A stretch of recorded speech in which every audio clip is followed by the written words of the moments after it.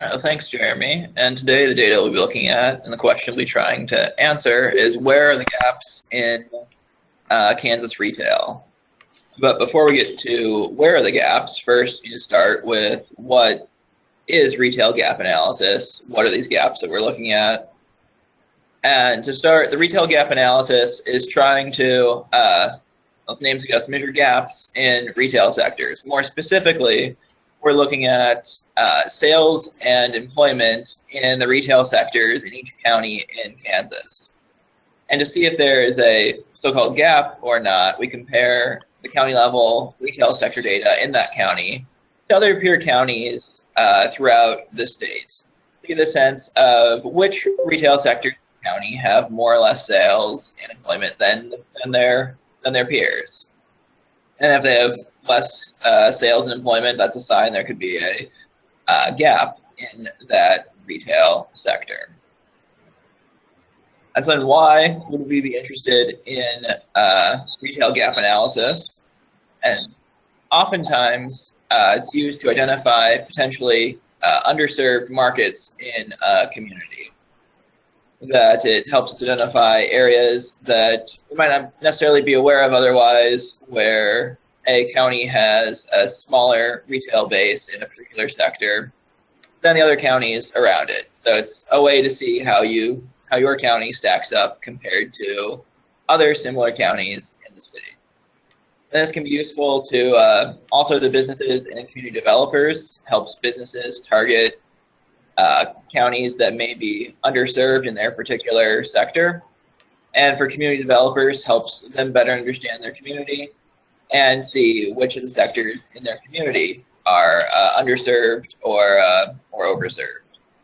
As also, there's a historical component to this that helps us understand the history of local retail dynamics in each county throughout the state. We can see how sales and employment grow over time and shrink over time. And so how we compiled this data is we started with national level NETS database.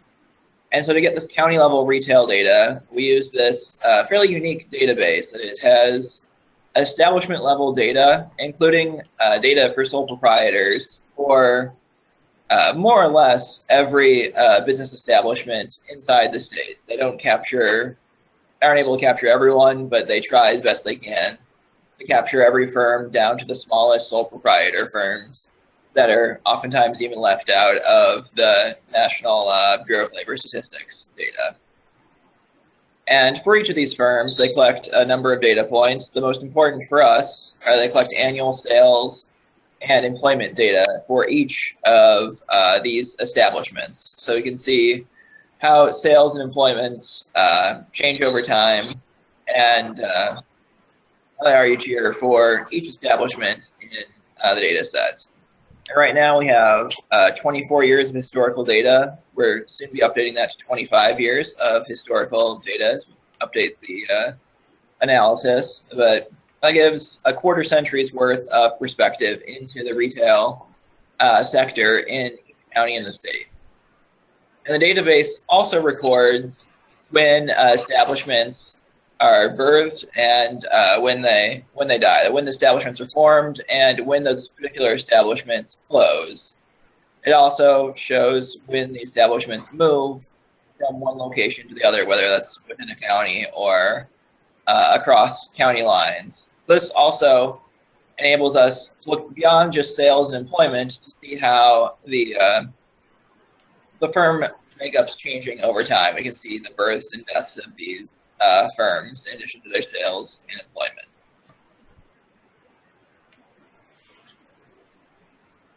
So then who we're looking at in with these retail gaps. In our analysis, we look at 27 retail sectors and 21 business services sectors. These are aggregated to the 4-digit NAICS code, so they're still relatively specific within the retail sector. Hey, Mike. And the selection of peer counties. Mike, yeah. This is a question that came on, and it's going to go to your next bullet point, I think. Mike is on the chat is asking, do the retail sales tax gap analysis pair comparison include adjustments for local characteristics such as population, income level. So you might want to explain where it doesn't, where we're not doing the peer comparison variables, but the Right. So population. yeah, so in this case, yeah, so the selection of the peer counties is based strictly on population in Kansas. So we sort the counties by population, and the peer counties for our analysis were the 5 counties larger and the next 5 counties smaller in terms of population than that specific county.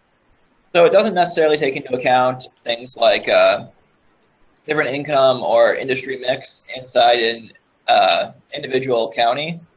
And that's one of the limitations, that it can't take that sort of thing into account. But broadly, by basing it on population, in Kansas, the counties with similar population tend to be similar, at least in the broad characteristics. The counties with smaller population tend to have more of a rural industry base. The more urban areas, larger manufacturing and service sectors. So Mike, can I step in there for a second? I mean, it's possible that we could do something customized and say, okay, here's selected peer communities that have a different variables that are meaningful to them in what they define as peer, right? But for the purpose of this, doing all 105 counties, we standardized it. Yeah, that would certainly be possible to do some more custom work that features specific counties you want, or specific areas you want to compare another area. It doesn't necessarily have to be even a county to. But for this, for our purposes here, we selected on population to have a uniform standard throughout the state, so that we could perform then the next bullet point, who includes the gap analysis for all 105 counties in Kansas. There's a wealth of data here. And looking at those who, what, when, where, or when, what, and how, now we can look at the where of our retail gaps. That this first map here is looking at total retail throughout the state. And counties that are shaded darker blue tended to have more retail relative to their peers, whereas the lighter, more white counties tended to have less retail relative to their peers. And so this, in a very broad sense, shows us in the overall retail sector which counties tend to have more overall retail compared to which counties tend to have less overall in their retail sector relative to their peer counties. So you can see that some of the big urban centers in the state, like Sedgwick County and Johnson County, tend to be very dark because they have more retail, even just relative to their peers. But there are also some lower population counties that are also fairly dark blue on the map. That just because, even though they have a low population, they still have a high level of retail relative to their peers in the overall retail sector. We've published a number of articles on our CEDBR website looking at individual retail sectors throughout the state. And one of those 4-digit NAICS code sectors we looked at was gas stations. And you can see here that there are a few counties that have very, very high levels of gas station sales peer ratios, that the dark blue indicates they have much higher sales level than their peers. Whereas, again, the lighter counties have a much lower peer ratio, much lower sales relative to their peers. And there are a few limitations to this type of analysis. First of which is that it only identifies the primary retail sector for each firm. That one example we saw in the data is that if there's something like a super Walmart or a super Target where there's a grocery and a general merchandise store together, that's counted just as general merchandise. And so this is the grocery store components of that.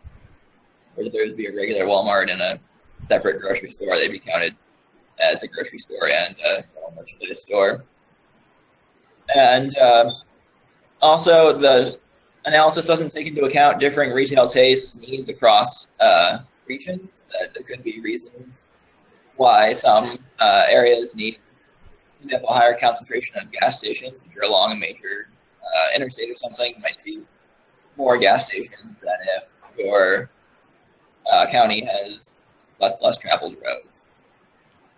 And third limitation, the cross-county supply of retail. This is that, especially if your county is located near a larger urban area or just an area that has a lot of retail concentration, then that county might need a small retail sector because they're being supplied by the county just across county lines.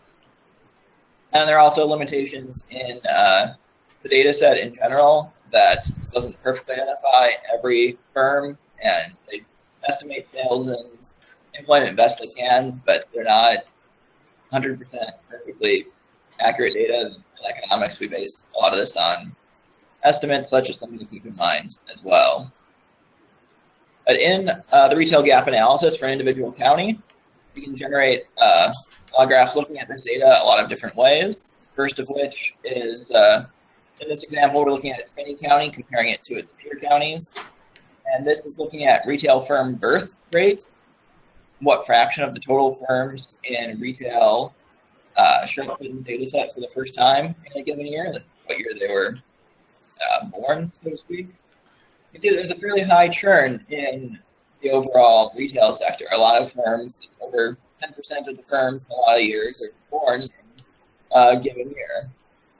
And this is especially the lower employment, lower sales firms that come and go relatively quickly into this set.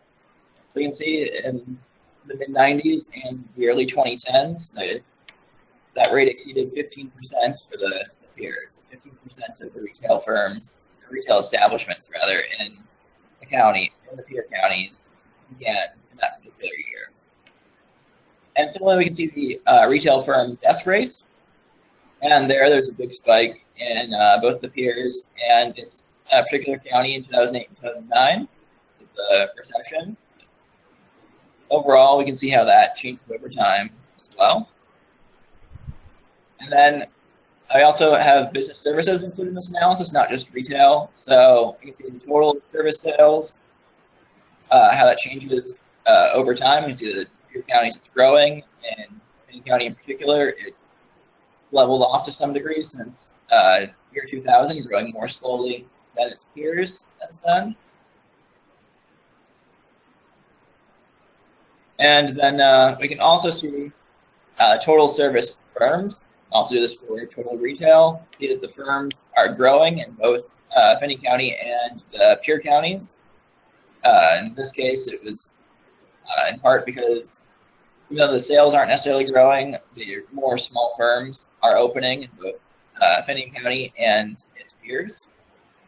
So these are some of the graphs that we can create based on this data.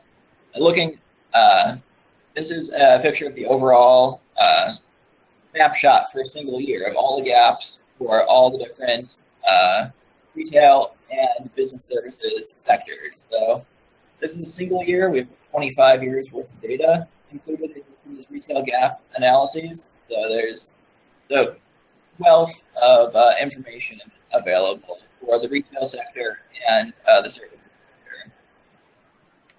And to go back to why retail gap analysis is relevant and useful, is provides additional data source, especially for small communities where there's not a lot of other economic data necessarily available. And again, it helps us identify underserved markets. I highlighted small markets in particular, because those are the hardest to necessarily find, but helps identify underserved large markets as well. And for community developers, it enables better targeting of those quality of life improvements, seeing which retail sectors are underserved that the community can really use to help improve the quality of life in the area by having those nearby. And now I think we've got a few minutes for questions, more questions, if anyone has those.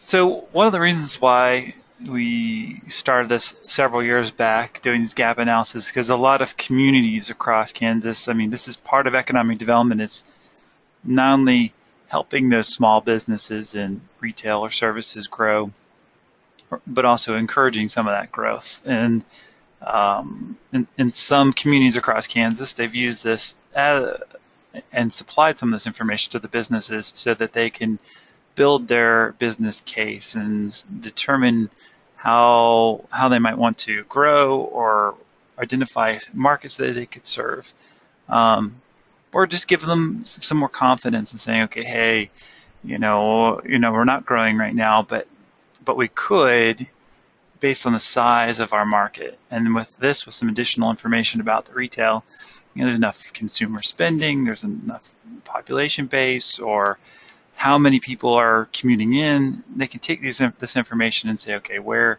how strong could this market really be for this segment? I got a question via text here. So I'm familiar with the pull factor calculations, which are similar, but take into account local disposable income and whether local spending represents an inflow or outflow of local discretionary funds. Would it be possible to calculate pull factors with the 25 years of data that you have available? Mike, did you get that? Yeah, I got that. I think that that likely would be possible if we can collect income data going back at least a number of those years, maybe not the whole 25, but just one of the uses of presenting it in this format I find is that it's both relatively easy to digest, and the gap provides just a more immediate comparison to those peer counties, just to see where they're sitting in how individual county is sitting within the state. And we've calculated the pull factor on our summary sheet, right, Mike? Yeah. But to your question, I mean, I think, I've had questions about those pull factors, and the state does that. Do they not? I haven't looked if they kept older records of when they've done those measurements. Maybe someone else on the call has looked at some of the older pull factors to see how the pull factors changed over time. Does someone know about that, if the older data is still available? Yeah, the Department of Revenue, under their statistics tab, they maintain those records going back, I think, from current fiscal year, I think 10 years, maybe. And you can go back year to year and compare year to year. Yeah. Oh, and it's going to be almost the same calculation that we're using. It's just a simple income measurement. Now, you do make some comments about other types of income, and there are variations you can do on the pull factors. So pull factors can have different weights as well. So, and retail pull factors, which is a variation of that, can also have different weights too. But those are all customized based on the industry and what you're looking at in particular.